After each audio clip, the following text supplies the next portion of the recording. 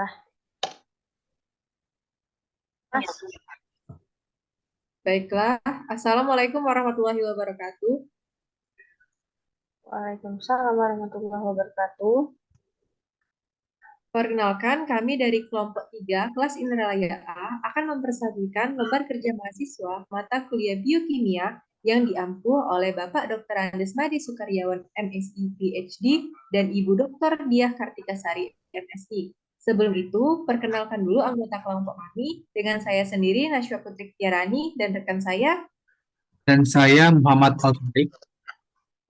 Saya Harisa Maksalini. Nah, baiklah, di sini kami akan memaparkan materi mengenai katabolisme asam amino. Untuk itu, mari simak video berikut ini.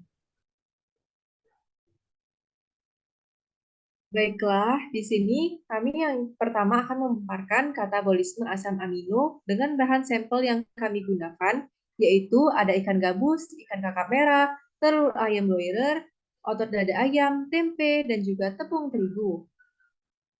Nah, menurut bahan-bahan tadi, kadar asam amino bahan pangan pada sampel yaitu yang pertama ikan gabus dapat dilihat pada tabel berdasarkan jenis asam amino dan albumin ikan gabus dalam persen.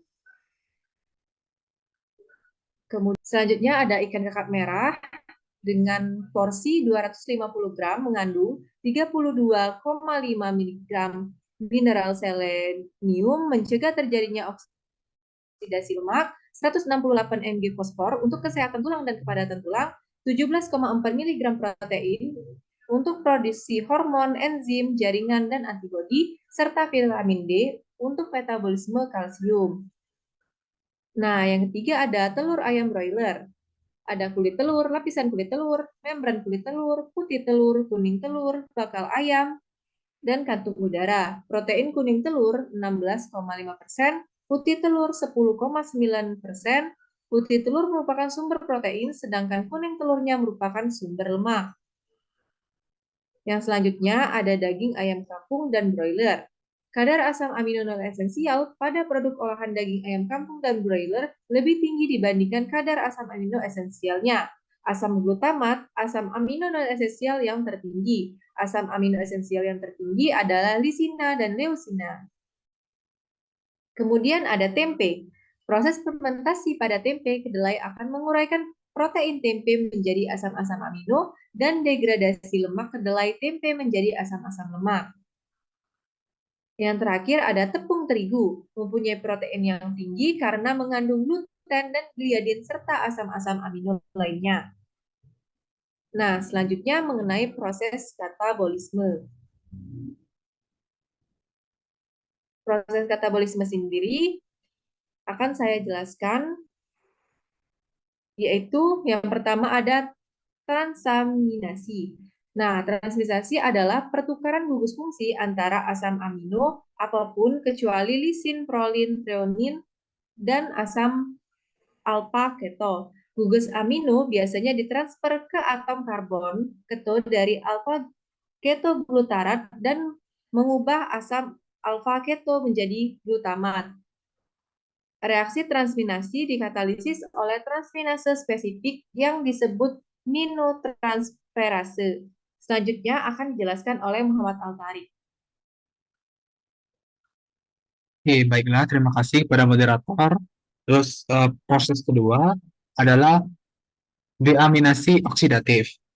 Dalam pemecahan asam amino untuk energi, reseptor terakhir dari gugus alfa amino adalah alfa ketoglutarat dan membentuk glutamat. Glutamat kemudian dapat mengalami deaminasi oksidatif ketika kehilangan gugus aminonya dan dilepas sebagai ion amin amonium atau NH4+ dan teroksidasi kembali menjadi alfa ketoglutarat yang siap menerima gugus amino lainnya.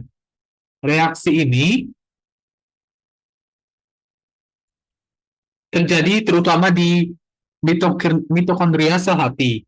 Sebagian besar ion NH4+ yang dibentuk oleh deaminasi oksidatif glutamat adalah diubah menjadi urea dan diekskresikan dalam urin dalam serangkaian reaksi yang dikenal sebagai daur urea. Asam amino yang dapat membentuk salah satu zat antara metabolisme karbohidrat selanjutnya dapat dikonversi menjadi glukosa melalui jalur metabolisme yang dikenal sebagai gluconeogenesis. Asam amino ini disebut asam amino glukogenik. Asam amino yang diubah menjadi asetoasil CoA atau asetil-CoA yang dapat digunakan untuk sintesis badan keton, tetapi bukan glukosa, disebut asam amino ketogenik. Sintesis glutamat terjadi dalam sel hewan dengan membalikkan reaksi yang dikatalisis oleh glutamat dehidrogenase. Untuk reaksi ini, nitrotinamida adenin dinukleotida fosfat atau NADPH bertindak sebagai zat produksi. Sintesis glutamat sangat penting karena adalah salah satu sedikit reaksi pada hewan yang dapat memasukkan nitrogen anorganik ke dalam asam alfa ketul untuk membentuk asam amino. Gugus amino kemudian dapat diteruskan melalui reaksi transaminasi untuk menghasilkan asam amino lainnya. Berikutnya.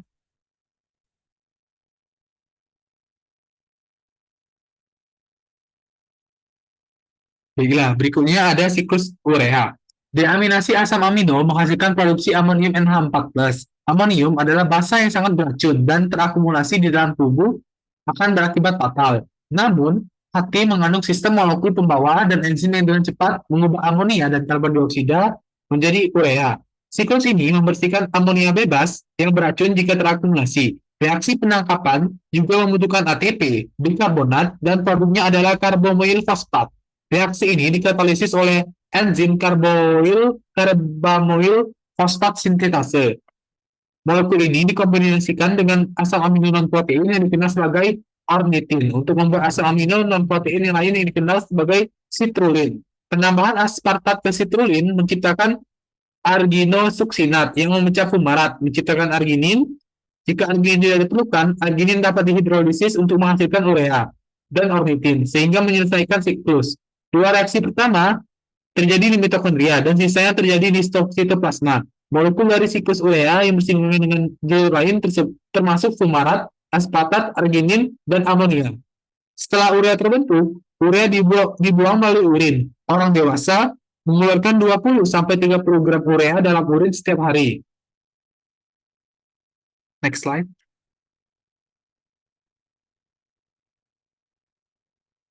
Oke, jadi terus bagaimana sih perbandingan energi yang dihasilkan dari katabolisme glukosa, asam palmitat, dan asam amino? Dalam katabolisme glukosa, oksidasi 1 mol glukosa menghasilkan 38 mol ATP, yaitu 38 dikali 7,4 kilokalori per mol ATP, atau sama dengan 281,2 kilokalori. Jumlah energi yang dihasilkan oleh 1 mol atau 180 gram glukosa adalah 291,2 gram. Dengan kata lain, 1 gram glukosa menghasilkan 1,56 kilokalori energi.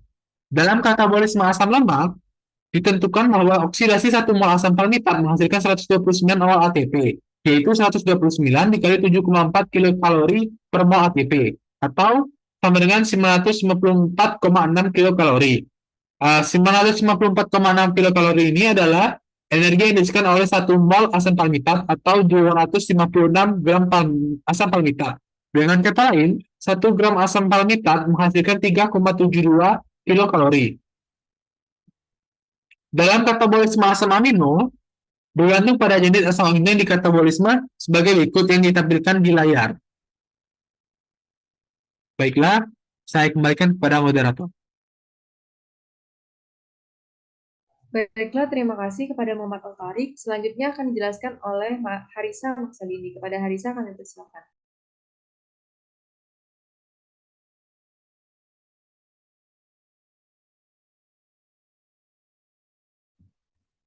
Terima kasih kepada moderator atas kesempatannya.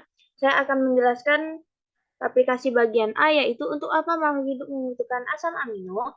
Makhluk hidup membutuhkan asam amino yang berasal dari bahan pangan untuk membuat rangkaian protein yang menjadi struktur penting untuk menunjang kehidupan makhluk hidup. Menurut Yuri 2021, semua makhluk hidup membutuhkan sebuah rangkaian standar dari 20 asam amino untuk membuat rangkaian protein sempurna. Tumbuhan dan mikroorganisme biasanya hanya memproduksi semua 20 asam amino. Dan kebanyakan hewan memiliki enzim untuk menyintesis sekitar setengah dari 20 asam amino selama asupan makanan mengandung sulfur dan nitrogen organik. Nah, asam amino yang tersisa harus didapatkan oleh hewan dari asupan makanan di dalam bentuk setengah jadi.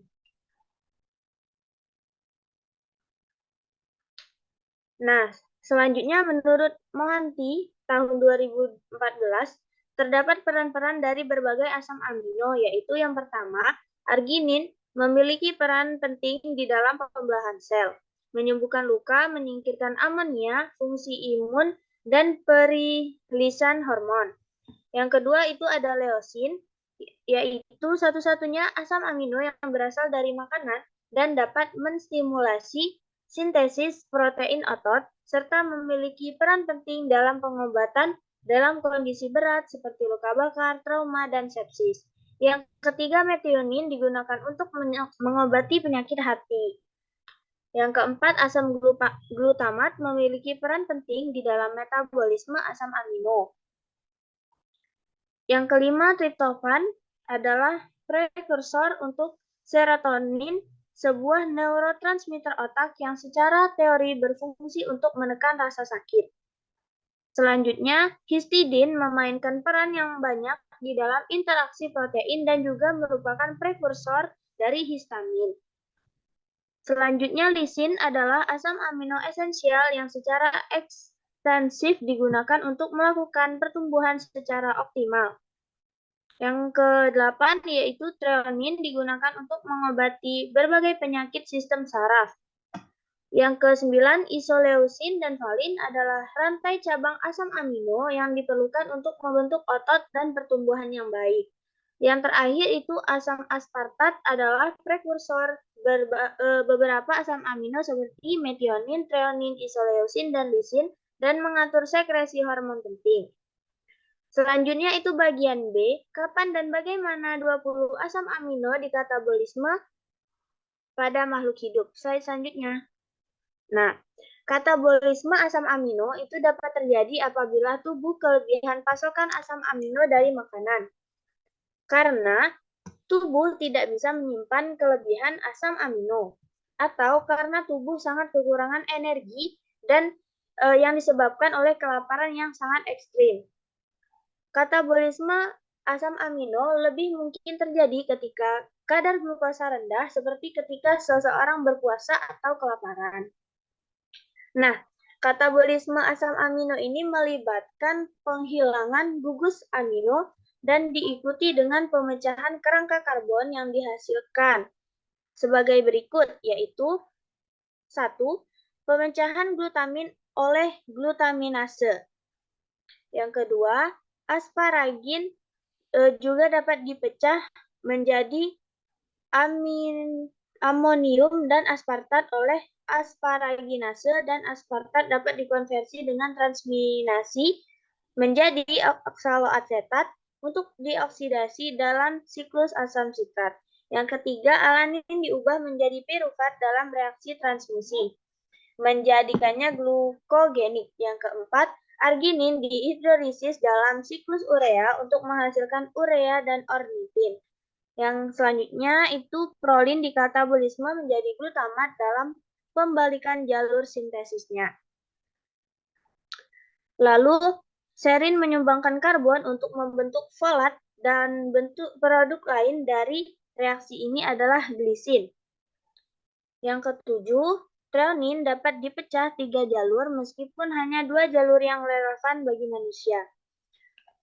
Selanjutnya, sistein dapat dipecah dalam berbagai cara yang sederhana terjadi di hati, di mana disulfurase dapat bekerja untuk menghasilkan hidrogen sulfida dan piruvat.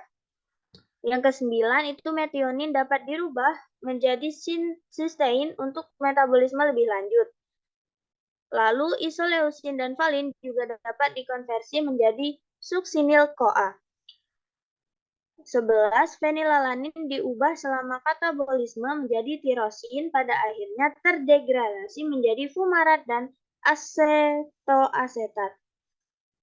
12. Leusin dan lisin dapat dikatabolisme menjadi asetoasetat dan asetil-CoA. Yang ke-13, histidin dapat dikatabolisme oleh bakteri dalam usus menjadi histamin. Dan yang terakhir itu katabolisme triptofan sangat kompleks tetapi dapat berlangsung melalui alanin, asetoasetat, dan asetil-CoA. Baiklah, selanjutnya itu bagian yang C. Apa yang terjadi jika seseorang diet dengan bahan yang mengandung asam amino? Tentunya akibat dari kekurangan protein yang paling sering terlihat yaitu mudah lapar. Protein menjaga kadar gula darah tetap stabil. Bila jumlah protein tidak cukup, tingkat glukosa pun menjadi tidak seimbang. Selanjutnya, selain mudah lapar, kekurangan protein dapat memicu naik turunnya gula darah yang bisa memengaruhi kesehatan otak. Alhasil, otak menjadi kesulitan untuk fokus berpikir hingga sering merasa linglung. Beberapa bagian tubuh membengkak atau edema. Pada saat tidak mendapat asupan protein yang cukup, tubuh juga kekurangan serum albumin. Serum albumin merupakan salah satu jenis protein yang disimpan dan diedarkan dalam darah. Bila kekurangan albumin, pembengkakan pada bagian tubuh yang terpengaruh pun muncul. Nah, ada banyak hal yang bisa menjadi penyebab kerotokan rambut, yaitu salah satunya yakni defisiensi protein. Karena protein mengandung 90% karena rambut mengandung 90% protein dan kekurangan protein dapat menyebabkan rambut mudah rontok. Baiklah, saya kembalikan kepada moderator. Baiklah, terima kasih kepada Harisa. Selanjutnya kembali lagi kepada Altarik. Kami persilakan. Oke, baiklah. Terima kasih kepada moderator. Jadi di sini bagaimana pengaturan metabolisme asam amino pada makhluk hidup? Terdapat 4 organ yang paling memiliki peran penuh dalam metabolisme asam amino. Yang pertama itu usus. Asam amino dari penciptaan protein diserap di usus kecil. Produk yang terbentuk bersama dengan asam amino yang tersisa dalam makanan akan dikirim ke hati melalui vena porta. Yang kedua yaitu hati. Metabolisme asam amino yang terjadi kecuali yang memiliki rantai cabang bermulai di hati. Tidak semua hepatosit terlibat dalam fungsi ini. Sel-sel yang terlibat cenderung berada di dekat vena porta. Yang ketiga itu otot. Degradasi asam amino, rantai bercabang asam amino dimulai di kerangka otot. Gugus amina ditransfer ke piruvat untuk membentuk alanin. Yang keempat itu ginjal.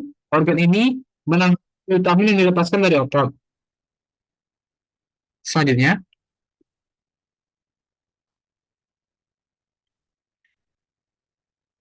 bagian E, apa yang terjadi pada makhluk hidup jika ada kelainan dalam mekanisme katabolisme asam amino? Yang pertama itu terjadi alkaptonuria atau penyakit yang dikaitkan dengan pewarisan genetik disebabkan oleh defisiensi homogentisat oksidase atau enzim yang diperlukan untuk katabolisme cincin aromatik fenilalanin dan tirosin. Yang kedua itu fenilketonuria atau PKU.